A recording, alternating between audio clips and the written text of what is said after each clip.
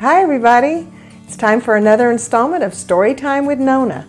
I'm Nonna and I got a great book for you to read today. But first I want to remind you that we had a book signing last weekend and I met many new friends and I sold lots of copies of Mr. McBoggle's Little Bird. It was a lot of fun.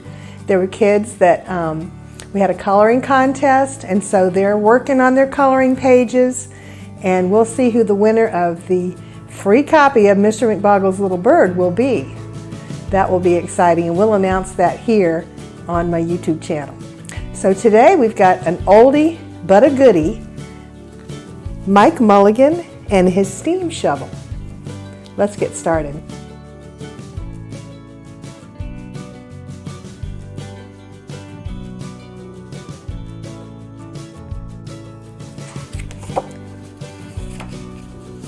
Mike Mulligan and his steam shovel. Story and pictures by Virginia Lee Burton. To Mike.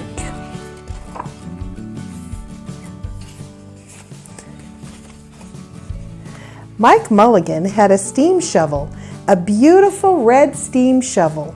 Her name was Marianne. Mike Mulligan was very proud of Marianne. He always said that she could dig as much in a day as 100 men could dig in a week. But he had never been quite sure that this was true.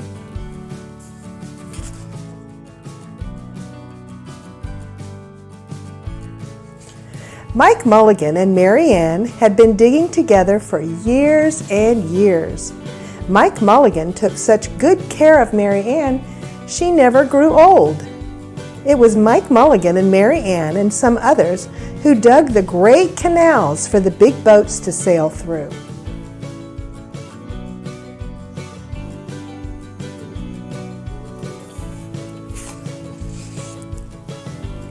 It was Mike Mulligan and Marianne and some others who cut through the high mountains so that trains could go through.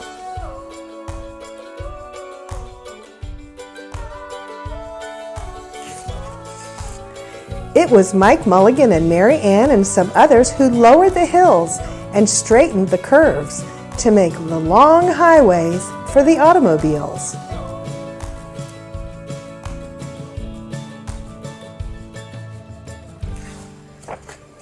It was Mike Mulligan and Marianne and some others who smoothed out the ground and filled in the holes to make the landing fields for airplanes.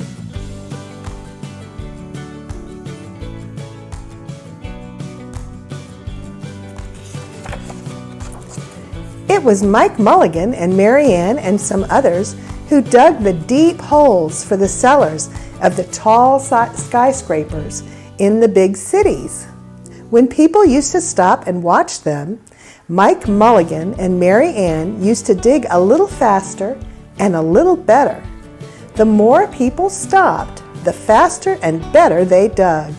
Some days, they would keep as many as 37 trucks busy, taking away the dirt they had dug.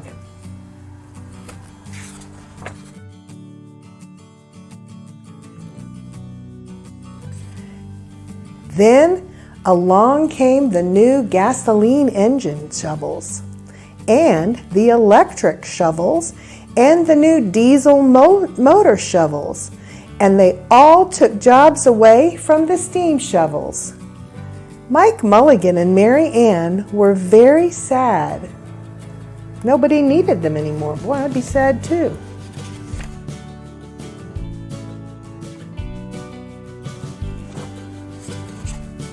All the other steam shovels were being sold for junk or left out in the gravel pits to rust and fall apart. Mike loved Marianne. He couldn't do that to her. He had taken such good care of her that she could still dig as much as in a day as 100 men could dig in a week. At least he thought she could, but he wasn't quite sure. Everywhere they went, the new gas shovels and the new electric shovels and the new diesel motor shovels all had jobs. No one wanted Mike Mulligan and Marianne anymore. Then one day, Mike read it in a newspaper that the town of Popperville was going to build a new town hall. "We are going to dig the cellar of that new town hall," said Mike to Marianne, and off they started.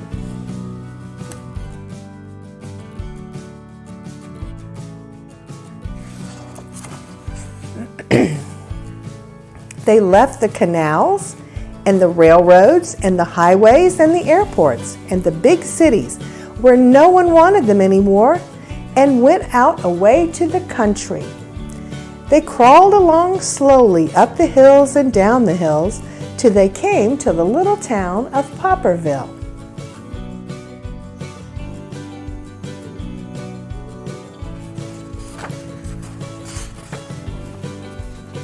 When they got there, they found that the select men were just deciding who would dig the cellar for the new town hall.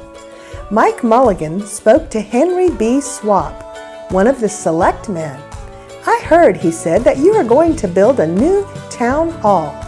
Marianne and I will dig the cellar for you in just one day." "What?" said Henry B. Swap. "Dig a cellar in a day? It would take 100 men, at least a week, to dig the cellar for our new town hall." "Sure," said Mike, "but Marianne can dig as much in a day as 100 men can dig in a week." Though he had never been quite sure that this was true, then he added, "If we can't do it, you won't have to pay." Henry B. Swap thought this would be an easy way to get part of the cellar dug for nothing. So he smiled in a rather mean way and gave the job of digging the cellar of the new town hall to Mike Mulligan and Marianne.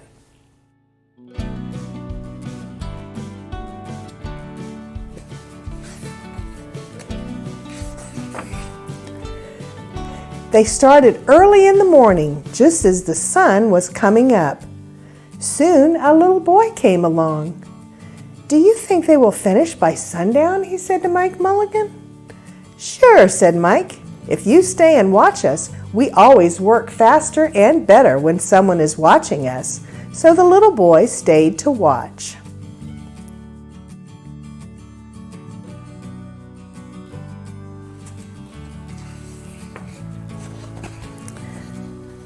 Then Mrs. McGillicuddy, Henry B. Swap, and the town constable came over to see what was happening, and they stayed to watch. Mike Mulligan and Marianne dug a little faster and a little better.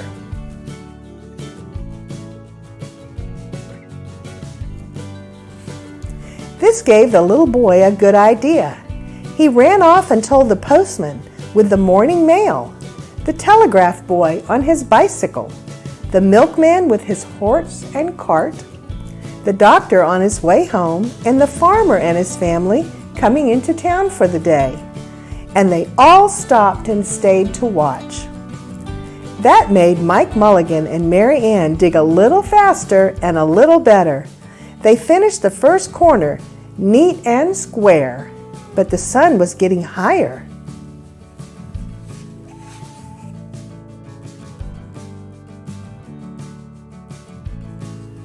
Clang, clang, clang! The fire department arrived. They had seen the smoke and thought there was a fire.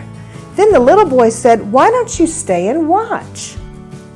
So the fire department of Popperville stayed to watch Mike Mulligan and Marianne.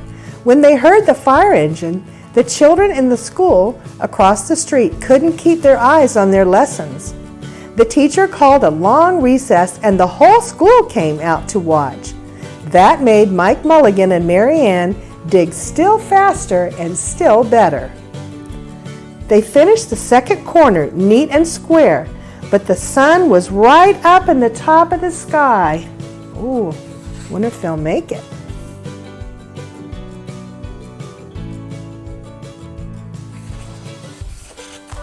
Now the girl who answers the telephone called up the next towns of Bangerville and Bopperville and Kipperville and Copperville and told them what was happening in Popperville. All the people came over to see if Mike Mulligan and his steam shovel could dig the cellar in just one day. The more people came, the faster Mike Mulligan and Marianne dug. But they would have to hurry. They were only halfway through and the sun was beginning to go down. They finished the third corner neat and square.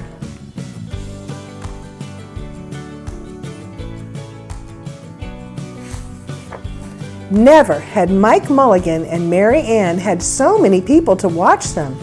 Never had they dug so fast and so well, and never had the sun seemed to go down so fast.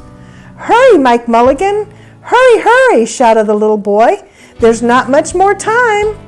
Dirt was flying everywhere, and the smoke and the steam were so thick that the people could hardly see anything. But listen! Bing, bang, crash, slam, louder and louder, faster and faster. Wow! Look at Marianne go!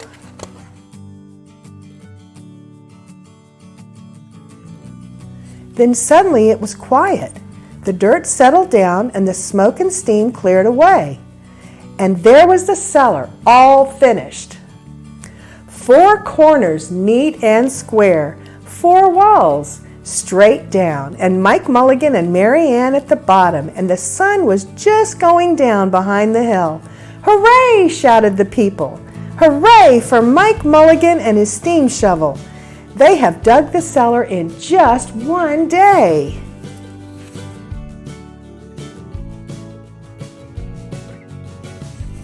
Suddenly the little boy said, "How are they going to get out?" "That's right," said Mrs. McGillicuddy to Henry B. Swap. "How is he going to get his steam shovel out?" Henry B. Swap didn't answer, but he smiled in a rather mean way. Then everybody said, "How are they going to get out?" "Hi, Mike Mulligan. How are you going to get your steam shovel out?" Mike Mulligan looked around at the 4 square walls and 4 square corners and said, "We've dug so fast and we've dug so well that we've quite forgotten to leave a way out." Nothing like this had ever happened to Mike Mulligan and Marianne before, and they didn't know what to do.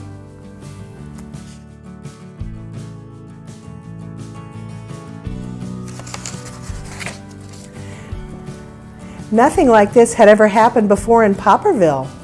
Everybody started talking at once, and everybody had a different idea, and everybody thought that his idea was the best. They talked and they talked and they argued and they fought till they were worn out, and still no one knew how to get Mike Mulligan and Marianne out of the cellar they had dug. Then Henry B. Swap said, "The job isn't finished because Marianne isn't out of the cellar. So Mike Mulligan won't get paid." And he smiled again in a rather mean way. That is mean. Now the little boy, who had been keeping very quiet, had another good idea. He said, "Why couldn't we leave Marianne in the cellar and build the new town hall above her? Let her be the furnace for the new town hall and let Mike Mulligan be the janitor. Then you wouldn't have to buy a new furnace, and we could pay Mike Mulligan for digging the cellar in just one day."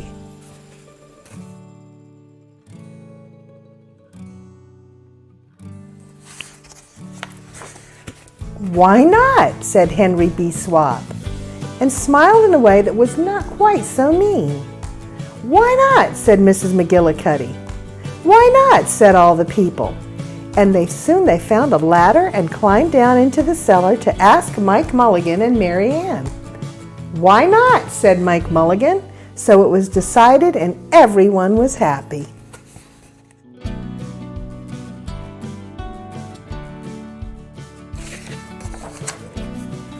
They built the new town hall right over Mike Mulligan and Marianne. It was finished before the winter. Every day, the little boy goes over to see Mike Mulligan and Marianne, and Mrs. McGillicuddy takes him nice hot apple pies. As for Henry B. Swap, he spends most of his time in the cellar of the new town hall, listening to the stories that Mike Mulligan has to tell, and smiling in a way that isn't so mean after all.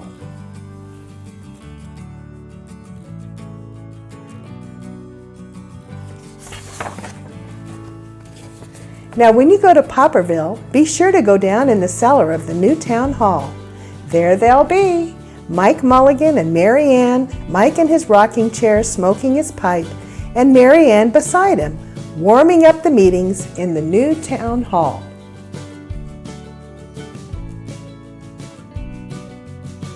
That was a great book, wasn't it? I really like that one. I hope you guys enjoyed that one. And I hope to see you next time for Story Time with Nonna. Hope to see you then. Bye.